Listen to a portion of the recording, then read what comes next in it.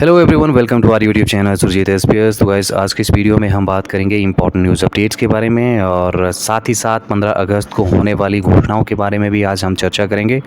तो चलिए guys, video को शुरू करते हैं। शुरू करने से पहले अगर आप हमारे यूट्यूब चैनल पर नए हो तो जरूर चैनल को सब्सक्राइब कर लें और साथ ही साथ बेल आइकन को भी हिट कर दें। सबसे पहले हम ये बात कर लेते हैं, इस बात पे चर्चा भी कर लेते हैं कि 15 अगस्त की घोषणाओं में क्या क्या ऐसे मेन एलिमेंट्स हैं जिनको कि जो है वो सरकार एक तरह से नज़रअंदाज नहीं करेगी और उनको लेके काफ़ी गंभीरता से जो है वो फैसले वो यहाँ से लेंगे। तो पहला जो मुझे लगता है कि जिस पे सरकार जो है वो काफ़ी दिनों से मशक्क़त कर रही है और वो काम जो है वो काफ़ी इम्पोर्टेंट है, ठीक है। और ये सबसे इम्पोर्टेंट डिसीज़न होगा और ये डिसीज़न है एनटीटी रिक्रूटमेंट के रिगार्डिंग, ठीक है।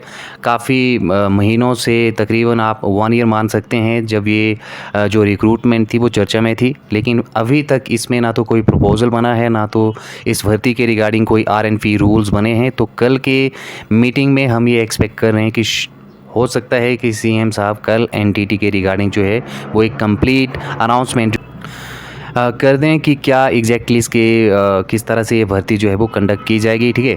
इस भर्ती में की बात करें तो काफ़ी सारे इसमें जो है वो एक तरह से लूप होल्स हैं, फिर आप कह सकते हैं कि डायलेमास हैं। अभी आरएनपी रूल्स का पता नहीं है, एज को लेके ही अभी इन्होंने क्लैरिफाई किया है कि एज जो है आपकी 22 से 45 रहेगी, यानी कि 22 जो है वो आपकी मिनिमम और 45 जो है वो आपकी मैक्सिमम एज रहेगी। इसके अलावा एजुकेशन क्वालिफ़िकेशन के बारे में कुछ नहीं बताया गया है। जो डिप्लोमा है उसका ड्यूरेशन क्या रहेगा उसके बारे में भी अभी तक कुछ भी नहीं बताया गया है। 1 ईयर वाले एक्सेप्ट किए जाएंगे और वो किए ही जाएंगे मेरे ख्याल में, क्योंकि हिमाचल प्रदेश में 2 इयर्स वाले जो एनटीटी डिप्लोमा होल्डर हैं वो काफ़ी कम है, ठीक है। तो ऐसे में बीच में ये भी एक न्यूज़ आई थी कि जो 1 ईयर वाले हैं उनको हो सकता है कि 6 मंथ्स का एक जो है वो ब्रिज कोर्स करना पड़ जाए, ठीक है।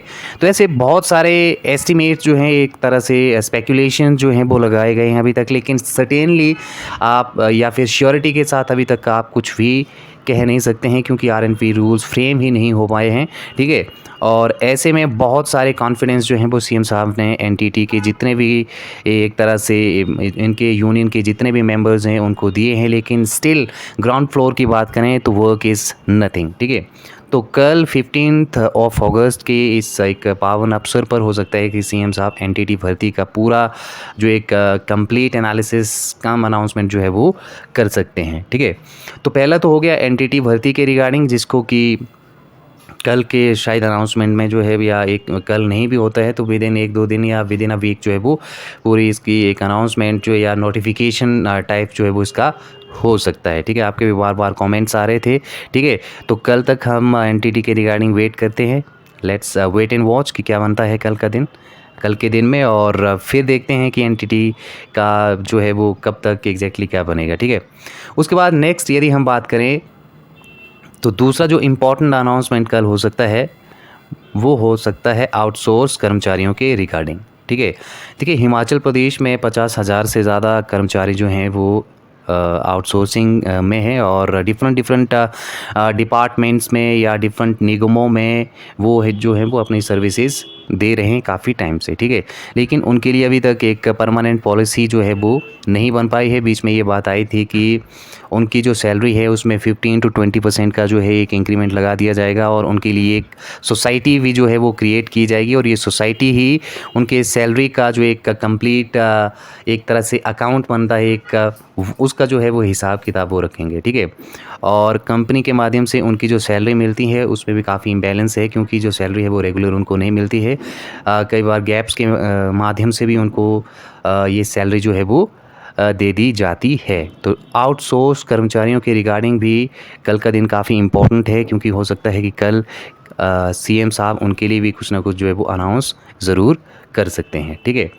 इसके अलावा यदि हम बात करें तो कल और क्या हो सकता है, तो इसमें हम यहाँ से बात करना चाहेंगे एनएचएम के जितने भी एम्प्लॉई हैं उनके लिए भी एक तरह से यही डिमांड है कि उनकी सैलरी में इंक्रीमेंट और परमानेंट पॉलिसी की डिमांड उनकी जो है वो भी रह रही है। तो उनके लिए भी कुछ ना कुछ हो सकता है कि कल के इस इम्पॉर्टेंट अनाउंसमेंट में जो है उनके लिए भी कुछ ना कुछ जो है वो ज़रूर सीएम साहब अनाउंस कर सकते हैं, ठीक है। या तो सैलरी में इंक्रीमेंट लग जाएगा, ठीक है, और ज़्यादा, या कुछ और उनके लिए जो है वो परमानेंट पॉलिसी टाइप का वो अनाउंस कर सकते हैं। नेक्स्ट यदि हम बात कर लें तो एसएमसी का भी इसमें एक तरह से इम्पॉर्टेंट अनाउंसमेंट हो सकता है कल, क्योंकि कैजुअल लीव और जो आपकी मेडिकल लीव है, इसको लेके भी एसएमसी के जितने भी टीचर्स हैं उन्होंने डिमांड किया था कि उनको भी जो है वो कैजुअल लीव या फिर मेडिकल लीव जो है वो प्रोवाइड की जाए। और जो मेरा ख्याल में medical leave is so very important, तो हो सकता है कि कल ये भी जो है एक डिसीज़न आ सकता है, ठीक है। इसके अलावा जो इम्पॉर्टेंट डिसीजंस रह सकते हैं उसमें जेबीटी वाला मामला तो खैर अभी कोर्ट में भी है, और इसमें जेबीटी और वीएड जो है वो कंबाइंड या कलेक्टिव रूप से अब जो है वो जेबीटी की भर्ती में जो है वो एक तरह से एग्ज़ाम दे सकते हैं, जेबीटी और टीजीटी एक साथ, ठीक है। तो ये तो खैर अब ये फिक्स ही हो गया है। उसके बाद जो मैटर है वो आपको पता ही है कि सुप्रीम कोर्ट में है, फाइनल वर्डिक्ट तो सुप्रीम कोर्ट का ही आएगा, उसके बाद ही सारी चीज़ें जो हैं वो क्लियर यहाँ से हो पाएंगी, ठीक है।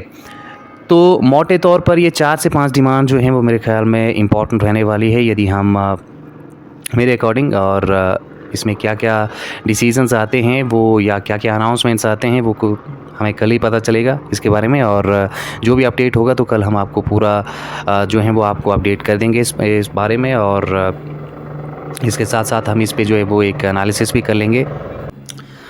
अब हम यहाँ से बात कर लेते हैं कि जो ये 332 पद हैं वो कैसे और कहाँ कहाँ पे जो हैं वो भरे जाने हैं। तो इसमें जो है वो आपके 76 मॉडल हेल्थ वेलनेस सेंटर में जो हैं वो भरे जाएंगे, और इसमें प्राथमिक स्वास्थ्य केंद्र विकसित करने की मंजूरी जो है वो भी दी गई है। अब इन सेंटरों में क्या होगा कि इन सेंटरों के लिए स्टाफ नर्सों के लिए 152 पद जो हैं वो भी यहाँ पे जो हैं वो सृजित किए गए हैं, ठीक है। 152 पद इनके लिए जो हैं वो एक तरह से क्रिएट किए गए हैं, ठीक है।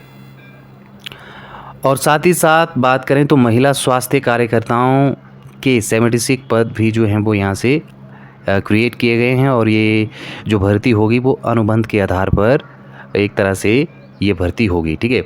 इसके अलावा हम यहाँ से बात करें तो कुल्लू ज़िला के नागरिक अस्पताल बंजार को 100 बिस्तर की क्षमता के एक नागरिक अस्पताल में स्तरोन्नत करने के साथ इस अस्पताल के संचालन के लिए विभिन्न श्रेणियों के लिए 35 पद जो हैं वो सृजित करने का भी निर्णय जो है वो लिया गया है। इसके अलावा यदि हम बात करें तो आयुर्वेदिक स्वास्थ्य केंद्र पुराना बाजार तहसील सुंदरनगर को 10 बिस्तर क्षमता के अस्पताल में स्तरोन्नत करने के लिए और डिफरेंट श्रेणियों में 10 पदों को सृजित करने और भरने का जो निर्णय है वो एक तरह से यहाँ से लिया गया है। तो कुल मिला के ये टोटल जो नंबर ऑफ़ वैकेंसीज़ बनते हैं डिफरेंट जोन्स में वो हैं 332, ठीक है। अब यदि हम यहाँ से बात करें तो जो खिलाड़ियों का जो दैनिक भत्ता है उसको भी 2 गुना जो है यहाँ से किया गया है, और ये काफ़ी इम्पॉर्टेंट है।